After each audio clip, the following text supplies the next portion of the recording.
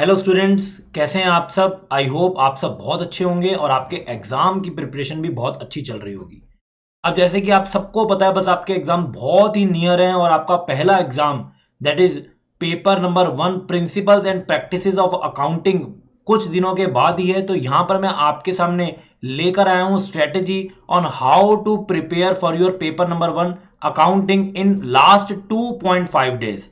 आई hope जब आप लोग ये सब वीडियोस देख रहे होंगे तब आपके पास ऑल अराउंड 2.5 डेज ही बचे होंगे एंड अकॉर्डिंगली आप यहाँ पर प्रिपरेशन कर रहे होंगे। कुछ बच्चों को यह डाउट होता है कि सर जब बाकी एग्जाम्स के लिए हमें 1 डे की लीव मिलेगी या फिर हम लोग कह सकते हैं 1.5 डेज की लीव मिलेगी, तो अकाउंटेंसी में हम 2.5 डेज क्यों लेके चले।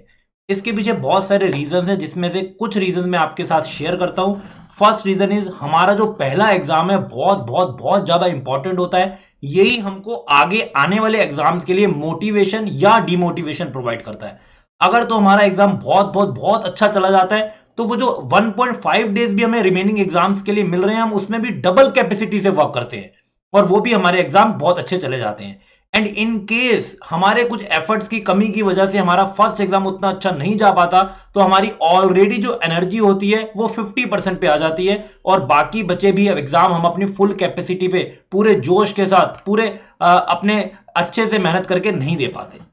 तो आज की इस सेशन में छोटी सी वीडियो में हम लोग डिस्कस करेंगे कि इस 2.5 डेज को हम कैसे परफेक्ट यूटिलाइज करें और हम कैसे अपना पूरा का पूरा कोर्स कवरेज यहां पर कर सकते हैं। तो फटाफट से हम लोग इस वीडियो को स्टार्ट करते हैं। तो जो यहां पर फर्स्ट डे आता है दैट इज 12 दिसंबर मंडे का।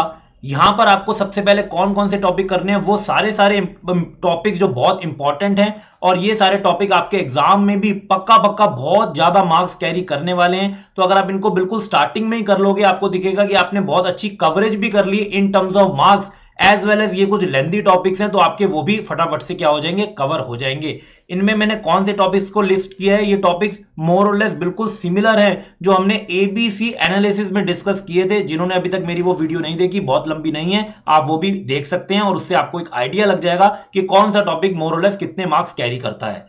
तो सबसे पहले उसमें जो टॉपिक आता है दैट इज फाइनल अकाउंट। आप इसको सबसे पहले पढ़ेंगे। ऐसा क्यों? बिकॉज इसका जो बेस है, इसकी जो एडजस्टमेंट्स है, इसके जो फॉर्मेट्स हैं, मोर और लेस बाकी आने वाले टॉपिक्स में भी सेम ही रहते हैं या काफी हद तक सिमिलर रहते हैं। तो जब आप इसको पहले ही पढ़ लेंगे तो बाकी टॉपिक्स को पढ़ने में आपको उतना टाइम भी नहीं लगेगा और आपको बहुत ज्यादा एक्यूरेसी के साथ बाकी टॉपिक्स भी समझ आने वाले हैं। Then again very similar topic that is NPO, not for profit organisation.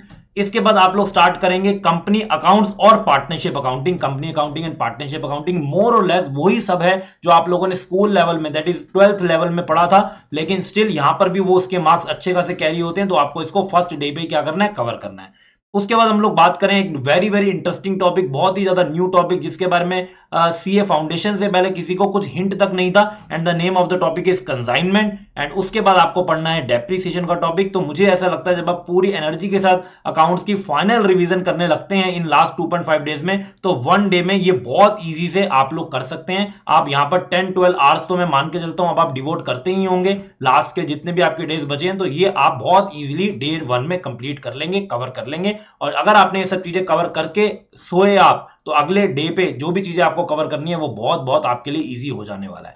तो नेक्स्ट डे पे चलते हैं that is day number 2 on 13 December that is Tuesday. इसमें आप स्टार्टिंग कहां से करेंगे, बिल्स ऑफ एक्सचेंज से।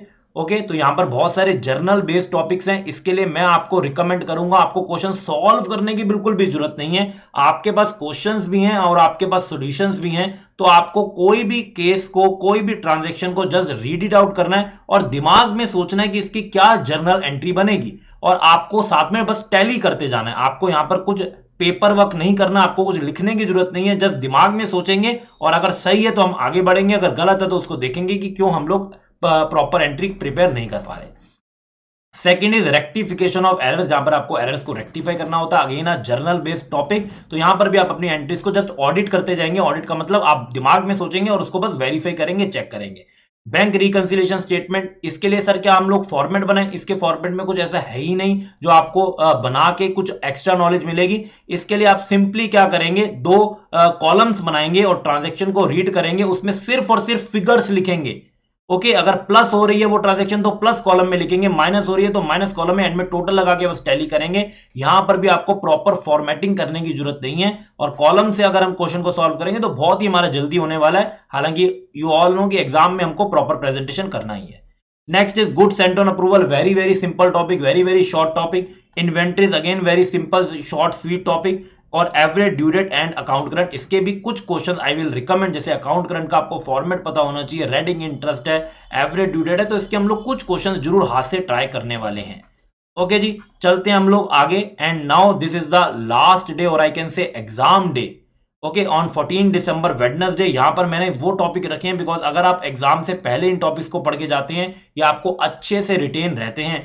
कुछ कुछ बच्चों की आदत होती है सर हम एग्जाम वाले दिन नहीं पढ़ सकते, हमको रात को टेंशन होती है, हमें नींद नहीं आती। अगर आपके साथ भी कोई ऐसा सिनेरियो है तो आप 13 दिसंबर मतलब एग्जाम से एक दिन पहले ही थोड़ा सा नाइट में थोड़ा सा ज्यादा टाइम देके इन टॉपिक्स को भी कवर करके सो सकते हैं, और फिर आप बिल्कुल रिलैक्स रहेंगे और एग्जाम डे पे आपको कुछ भी कवर करना नहीं पड़ेगा। तब आप कुछ भी जस्ट रीड आउट कर सकते हैं, ऐसे आपके ऊपर कुछ लाइबिलिटी नहीं है, कुछ बाउंडेशन नहीं है कि कुछ पढ़ना ही है। लेकिन अगर आप उतना नहीं कर पाते तो कोई इश्यू नहीं है, आप एग्जाम वाले डे पे ही ये दोनों टॉपिक्स बहुत इजीली कर सकते हैं। आपके पास काफी आवर्स होते हैं एग्जाम वाले डे के दिन भी। तो बेसिक अकाउंटिंग टॉपिक्स जिसमें जर्नल आता है, लेजर आता है, ट्रायल बैलेंस आता है, सब्सिडरी बुक्स आती हैं, जो जिसको आप बस देख के भी चले जाओगे तो आपका काम बिल्कुल बिल्कुल बन जाएगा। उससे ज्यादा आपको यहां पर सॉल्व करने की जरूरत नहीं है।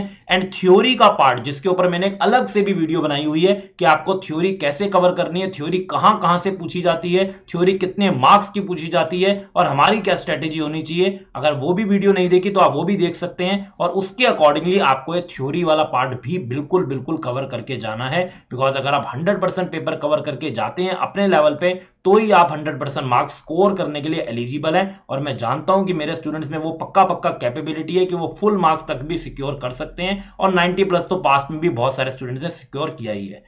तो all the best to all my dear dear students. Okay, I hope you will come out after the exam in flying colors. So believe in yourself and all the best.